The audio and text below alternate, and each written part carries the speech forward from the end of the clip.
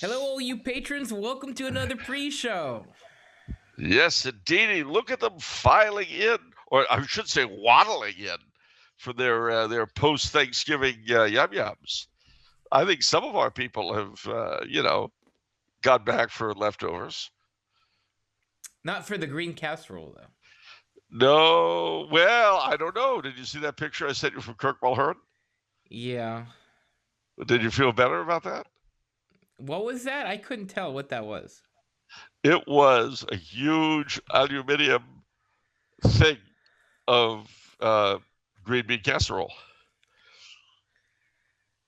Why? I Just don't know. why? You'd have to ask Kirk. I think he took I think he took exception to your in his mind unreasoning hatred and perhaps fear of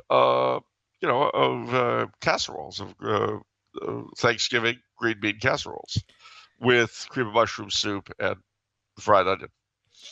I think if you have green bean casserole, you have an unreasoning hatred of yourself. These Well, people you need may to, say that. yeah. I had a green bean casserole this evening that was incredible. And you know why? Why? Well, you know how in the States, when there are green beans involved, there may be like little tiny bits of pork and then the green beans, right? Yeah. Well, they tend to reverse that proportion here when they're serving green beans. So you've got like chopped up mountains of pork and two or three or four green beans. Well, it turns out they use the same proportions in making their green bean casserole. That's good. That's a step up, at least. It's mostly meat and cream sauce with a couple of green beans, along for the ride. That sounds more reasonable to me. Ah, I see. I see. So you'd go along with that then. Absolutely. Yeah, I would. All right. Well, how was your turkey this year? It was pretty good. Yeah. We got a butterball turkey. I enjoyed it. Yeah. How was the skin? That's always my question. The skin was pretty good. I had a wing and then some white meat, and I enjoyed the wing. Yeah. So you don't care about the white meat. I enjoyed the white meat as well. It was good It gravy. wasn't. It wasn't dry or bland.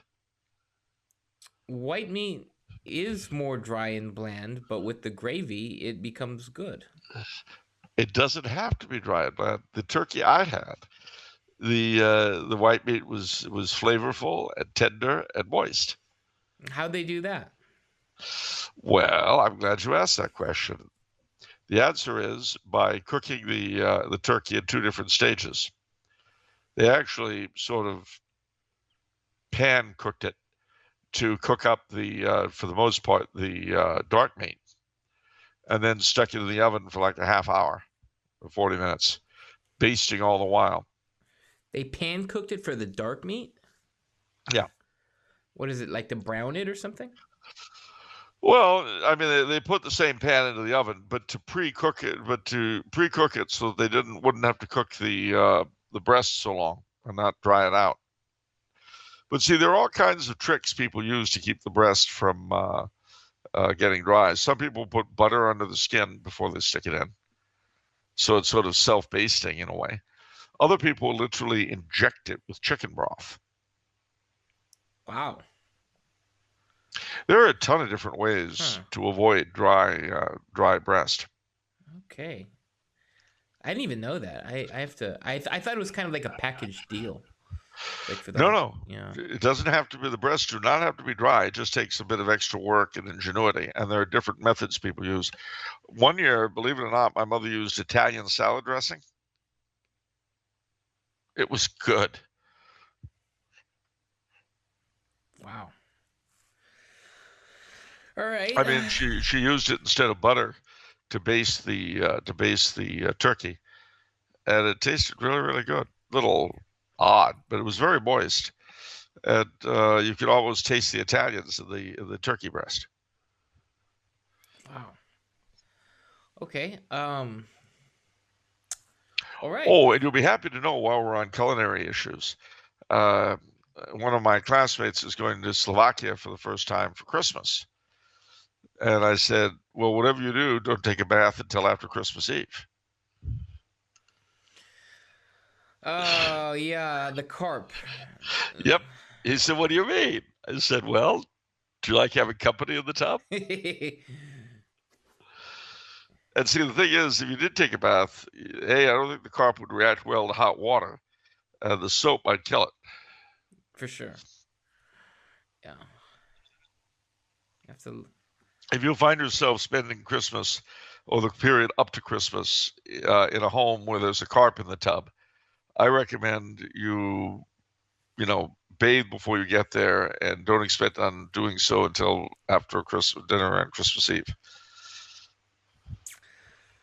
Good advice, Charles. Do you think a carp would be better than a rubber duck or one of the other toys the kids used to have? A live carp. Definitely be more engaging, more interactive. I'm sure that's true. You're lying there in the tub. You've got the hot water up here. The poor thing. I hope it's not too hot. You don't want to parboil it. Yeah. And again, you have a problem with the soap. I just can't help but think the soap would kill the thing. Yeah. I think so. Okay. I'd wait until after Christmas Eve dinner when the carp makes its departure. Absolutely. All right, question time. Gosh. You got to stop carping about these things.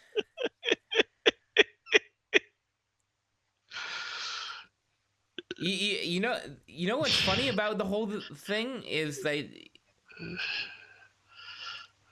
because we've talked about this before in previous years, about you told us about the Christmas carp in the tub, but to me, honestly, the most outrageous thing is not the carp in the bathtub, but the fact that they're eating carp.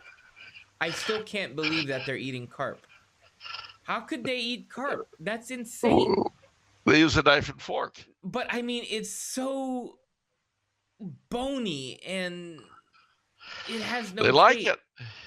It's like eating mackerel. Like, let's break out the mackerel for Christmas. You did that to us one year. Wait a minute, never mind. I don't know why you're laughing. Wait, never mind. Us. I didn't mean that. Wait, sorry. Yeah. Well, too late now, pal. Oh, it's Friday. It's Christmas Eve. It's a day of fast anyway. You should like the mackerel. Be grateful it's free. You got a lot of gall. It'd be like eating mackerel. Look at. Oh, that's nice. You're the one. Look at. I don't. Me. I'm not the one who isn't willing to put out the money to get decent fish every day. Instead, you got the same lousy shipment getting older and older, and then you call it mackerel at the end when it's stinking. Look, you're the one who said that the Advent season should be celebrated in a penitential way. I'm trying to foster that, and now you crucify me over it. I'll tell you what, if you want to get decrucified, you want me to take you off that cross? Okay. Fine. You come down and eat at the commissary on Friday. I have never once seen you there on Friday. Not once. Okay, and now I know why. That's like eating mackerel. Because I have a lot of meetings on Friday. It's just boom, boom. You have to wrap up a week. You have to see how everyone's doing. Yeah, I know how you got to see how they're doing. All right. Wrap up the week. You got to make your travel plans. I know what the story is. All right, let's move along. All right, fine. I guess. Now that you've been exposed, I guess the only thing to do is to answer questions. Yeah, you really got me. All right. I did. The whole. You've been pulling that bloody mackerel thing since before your brother left. I remember you were just between leaving the mailroom and just, what was the title he cooked up for you? Oh, what was it? Personnel operations or some bizarre thing. And so what it really meant is you're running the commissary. And that's when this whole stupid mackerel thing began. Oh, ye of little memory. My initiative was hailed as huge success for cost cutting. Yeah, I know. I remember your brother was very excited. And he. But see, don't forget, your brother always lacked a certain amount of imagination in being cheesy. Uh, the worst thing I can remember with him was when because you brought in this allegedly fresh fish that just ages through the week. We didn't even get that when your brother was really running the show. And I remember I said, this stuff is awful. Can't we have fresh fish? And he said, what do you mean? Of course it's fresh. These are new cans. He said, look at the date. These are new cans, straight out of Kansas. Yeah, he's got my back. Yeah, I know he's got your back. There's a phrase. I don't want to say thick as thieves, but you know what I'm thinking. His blood is thicker than water, that's for sure. Yeah, I know. Don't I know it? Don't I know it? In the immortal words of my employer, loose lips sink ships. Don't I know it? All right, let's move along. All right. We got 2 questions from James. All right, James, we're here for you. Says, as glad trads, one way we can deal with the chaos within the church is by laughing at it. How do we balance this with the reverence due to the priestly hierarchy? Well, for starters, you treat them as they treat our Lord. I mean, remember that hierarchy and obedience and authority are not ends in themselves. They're means to an end. That's all. And what is a means that no longer fulfills its end? It's useless. You're the salt of the earth. But if the salt of the earth loses its savor, what is it good for? So I would say that your respect for the clergy has to be tempered by their respect for our Lord and for the faith. When a priest is dutiful, etc., even if you don't agree with him on this or that, but you know he's trying his best, back him up. If, on the other hand, he's not, that's another story.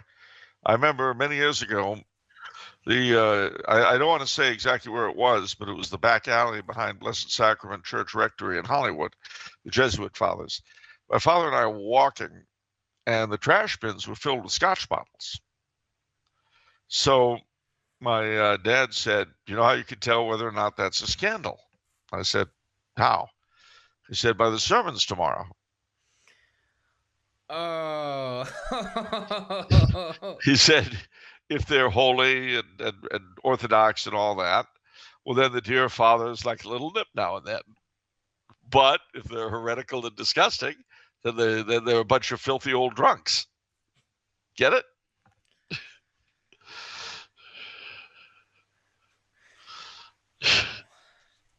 What? It's called a moving target. All right. The Sacred Heart. To put this another way, you can tolerate more out of people who are really trying than out of people who aren't. Okay. The Sacred Heart of Our Lord features on the banners of counter-revolutionary groups from the Pilgrimage of Grace to the Carlists in the Spanish Civil War. What is the connection here? Why was this so frequently used by Catholic militants? That is a very good question. I would recommend, by the way, an article of mine that you'll find at Catholicism.org called The Politics of the Sacred Heart. But there are a number of reasons. Firstly, none of those groups that you can throw in the Vendée, Andreas Hofer in the Tyrol, and a lot of others, none of them were at all sure of victory. What they saw themselves as doing was self-sacrifice in line with what Christ did for us. Greater love hath no man than to lay down his life for his friends. And so they saw the Sacred Heart as a badge of love and sacrifice of Christ's, which they wanted to unite themselves with in what they themselves were doing. Love and sacrifice. Believing that while they were going to fight as hard as they could in hopes of winning, there was a very good chance they wouldn't.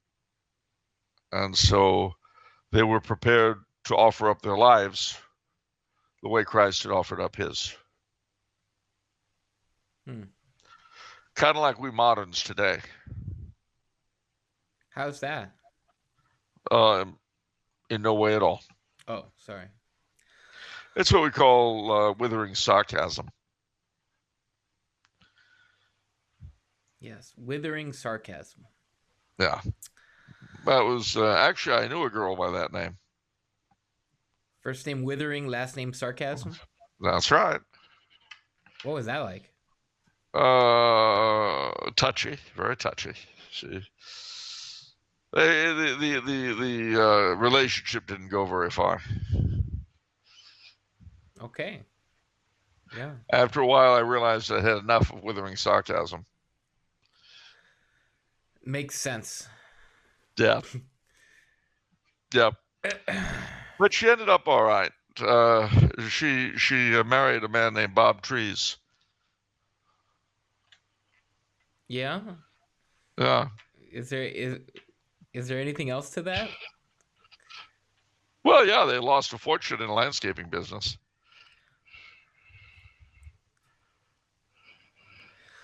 I can't piece together if you're joking or not.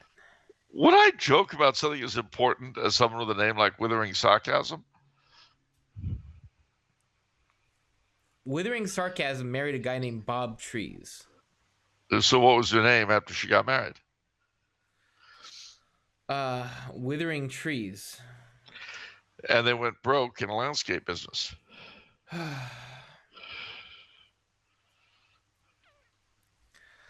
All right, you all right? On. Moving Seem on. very Nothing to see here. Nothing to see here. Move along, folks. You've all got homes to go to. Move along. Wow, that was a pretty deep dive on that one. All right.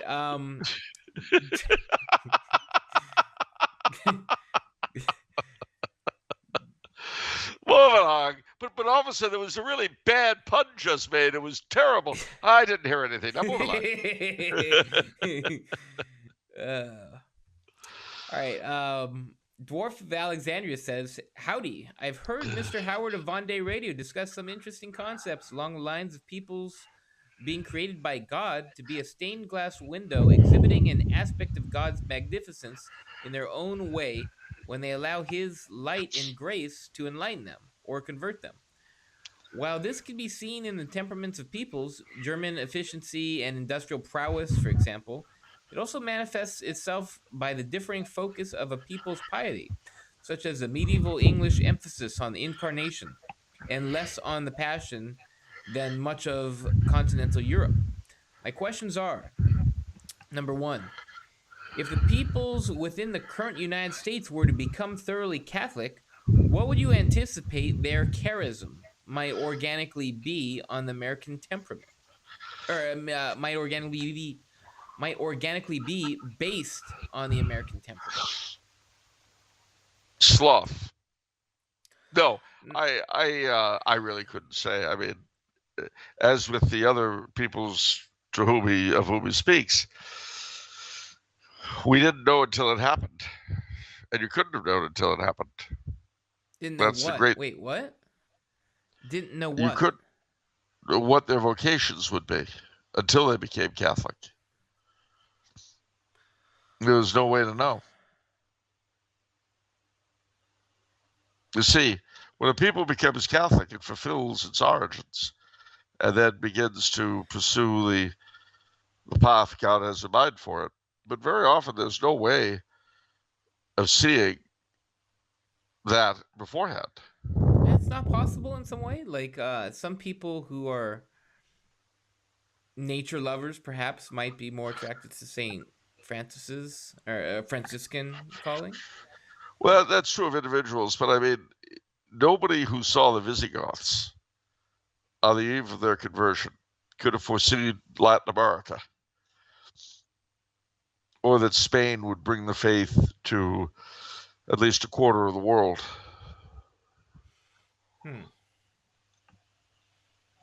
Okay. So if the regions of the United States are just too distinct to answer as a whole, what about the South? Grits. That was their charism? Yeah, well, it's important. You can do a lot with grits. You ever have shrimp and grits? Griots and grits? Have you ever had grits? No. So basically, you're like a Yankee. Yeah, I'm a Yankee Doodle dandy, born on the 4th of July. So you never had grits. Yeah, we already established that. Why are you gratuitously repeating it? Well, because I just think that the importance of grits is something that has been, to a great degree, lost in our modern world. Imagine, if you will, a bowl of grits at breakfast time with a big, thick pat of butter and a lashing of salt. I'm here to tell you that with some turnovers fried in ham gravy, in ham fat rather, you got yourself a breakfast, mister. Sounds great. That was good, Charles. Well, I'll tell you. In fact, one time I was traveling in the South with a couple of friends, actually four friends, and the lady asked if we'd like eggs and grits or eggs and hash browns. Well, everybody ordered hash browns, but much as I love hash browns, I ordered grits. And she said, that'll be 4 orders of hash browns for the Yankees and 1 order of grits for the gentleman. Cute. So, well, I felt very good. I got very good service. Theirs was all right. All right. Let's just say my cup of coffee did not go unfreshened at all, which was not necessarily the case for them. I see. And you know something else about Southern waitresses? What? They don't all chew gum. Really? Yep. So you don't get fresh in your cup, honey. It's more like, more coffee, darling. Right. Dwarf's last question is, lastly, was Jefferson Davis more Catholic than Joe Biden is? Yes. Yes, yes, yes, yes, yes, yes, yes, yes, yes, yes. All right. Yes. Yes. Yes, yes, yes, yes. All right. Question from Eric. Yes. Oh, yes. What? I am asking your advice on this matter because of your enthusiasm for your heritage and the fact that you have been a best man so many times in your life. I keep having a recurring argument with my girlfriend, which keeps coming up due to the current times we live in. I have a very conservative viewpoint on immigration and cultural and ethnic mixing. I favor limiting the above to preserve what's left of various Western nations, while she doesn't care in the slightest about those things. She thinks that your ancestry doesn't matter at all. I told her that ethnic mixing is a form of genocide, but she doesn't care. Instead, she has the unfortunately common among women worldview about how we're all just human beings and we shouldn't discriminate who we help or let in our countries. We both find each other's beliefs in this matter repugnant. So, my ultimate question is this a serious impediment to marriage? Can I change her mind? And if so, how should I best do so? Or am I in the wrong here in making a mountain out of a molehill? She is an Orthodox Catholic, and everything else seemed to be going good for us. So we are very upset to have reached this impasse. Well, that is a difficult question. Firstly, I must say that intermarriage need not be the same as genocide. The church has encouraged it at various times and places. That's why Latin America is so Spanish as compared to Africa. And it's why there are parts of India and Thailand and Sri Lanka and Indonesia and Malaysia that are still Portuguese. Mind you, The only thing Portuguese about them are the names and the religion, but it's a lot better than nothing. Anyhow, having said that, though, it's hard for me to say. I mean, what, especially without knowing her and her side of it. But will this affect how you would want to raise the children? Will you get into fights over it? I mean, at the end of the day, is this going to be the kind of thing that leads you to dislike one another? I can't answer that question. You two have to. I'm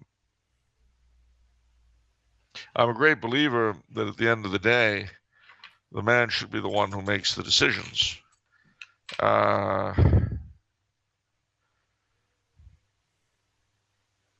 Is this an isolated thing, or is it indicative of other issues going on between you? I don't know. I don't know because I don't know you, and I certainly don't know her. But I would definitely, this is precisely the kind of thing you should talk with her about in great detail. How would it affect how you raise the children? Would your kids be getting mixed signals from their parents, which is not a good thing?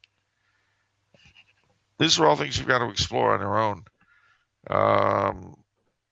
Marriage is hard enough without added problems and issues.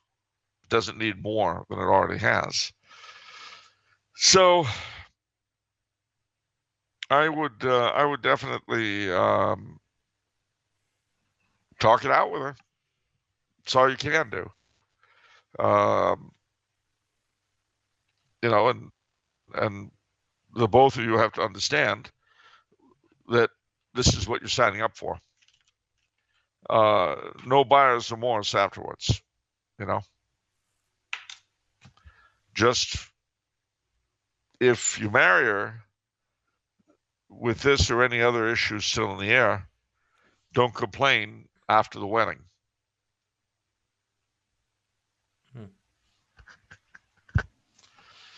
But explore it fully. And again, is this indicative of other issues that you're not seeing? I don't know. But these areas you're going to have to explore. A good marriage and family counselor would be helpful. If you can find one who's Catholic, which is not as easy as it looks. You know what? I'm thinking we should try to compile a list of things like that. Okay. Catholic shrinks, Catholic marriage and family people, because we keep getting these sorts of questions that are best dealt with really by professionals, but there are so few really decent Catholic folk out there doing this kind of stuff. There are some. So it might not hurt if we compile a list of these kinds of people available upon request. Do you have a list? I don't know anybody who does this. I don't have a list. I'd have to make inquiry into various of the schools, TAC, what their alumni are up to. Ave Maria, Magdalene, Thomas More. I'll happily publish it. But all right, I'll see what I can do. Yeah. We won't go to Brigham Young or Notre Dame. Yeah, let's keep it Catholic. All right. Question from Daniel. How would Charles change the Federal Reserve System in the USSA? And if he would abolish it, what would he put in its place? The United Socialist States of America. Well, frankly, I think that if we're going to have a central bank, which does make a certain amount of sense, it should be a government bank. So I would say the Federal Reserve is a private bank, you say. Yeah. To which we have mortgaged the production of American finance. So I would replace it with a Bank of the United States, I guess. Who owns the Federal Reserve then if it's a private bank? A consortium of private banks. Oh, I see. Interesting.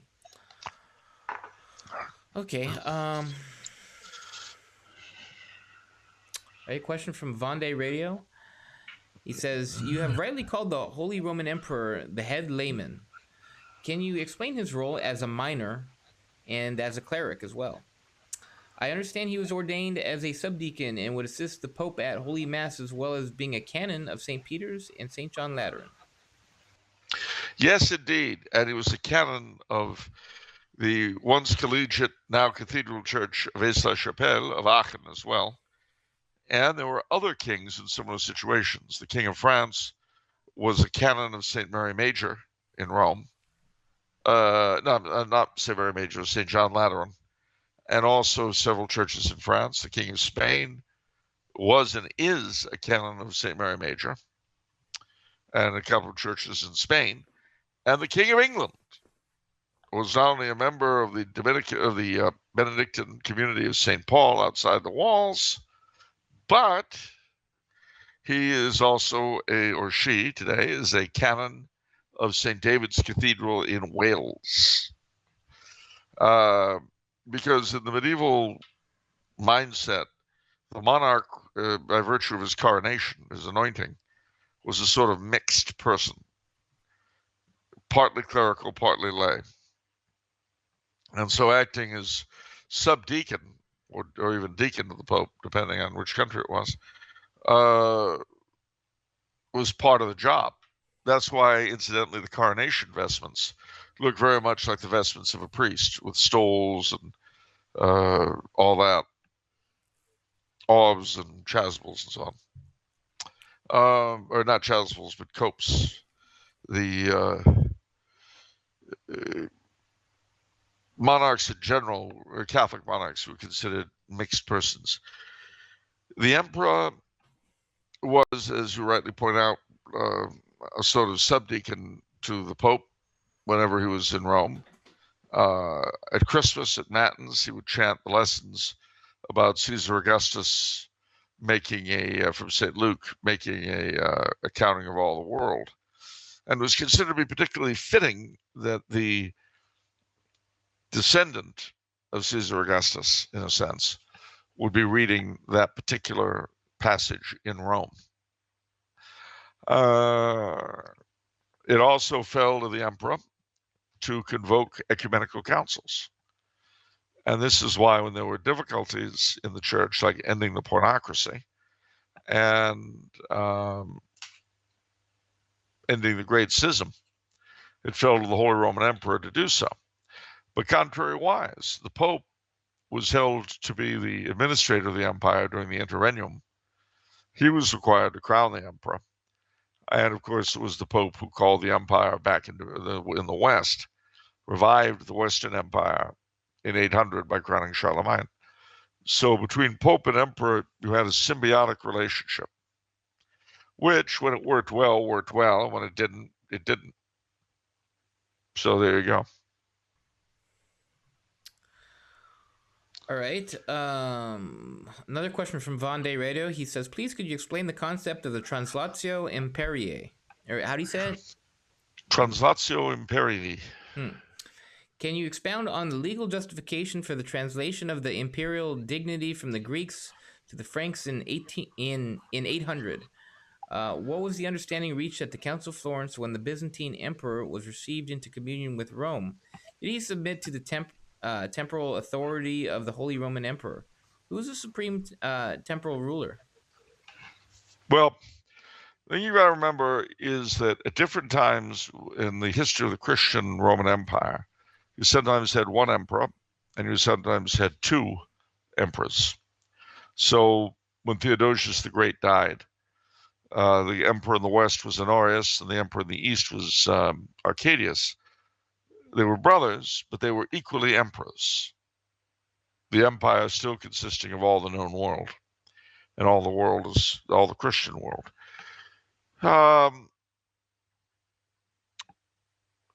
At the time that Charlemagne was crowned, there was no emperor in Byzantium.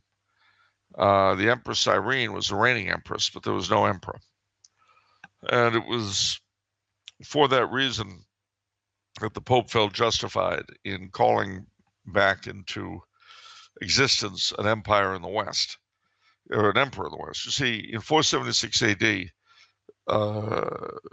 the barbarian Odoacer deposed the last emperor in the West, Romulus Augustulus, but he sent the imperial diadem back to Constantinople, saying now we only have one emperor, but it's still one empire. Well, when the Pope brought in, when the Pope crowned Charlemagne, it was not with the idea that he was creating a new, a separate, a different empire, but simply reinstituting the empire in the West. And when Michael VIII was reconciled to the Church at the Council of Florence, it was considered simply that he was not subject to the Holy Roman Emperor, but rather he was again an emperor in the East in communion with Rome. So then that's why I'm the double eagle behind me and behind you is the symbol of the empire, and was used by both the Russian czars and the Austrian kaisers, who you could, I suppose, look at as the Eastern and Western emperors of their day. Okay. Final question for today is from Sandra, who says, I realize that the causes of the globalists are not really in line with the Catholic faith. However, I have an opportunity through my 401k to put my money in a mutual fund that invests in global infrastructure. That is infrastructure in third world countries. Do you think that would be okay to do? Sure. But I may not be your best bet. I'm asking. I can't afford a 401k. So you might want to talk to someone with money. Okay, that's it for the pre-show. But stay tuned for the full episode coming right at you. And just because I know you're all feeling sleepy because of all that turkey, even so, stay awake and we'll have a good time in the next few minutes. Ciao, ciao.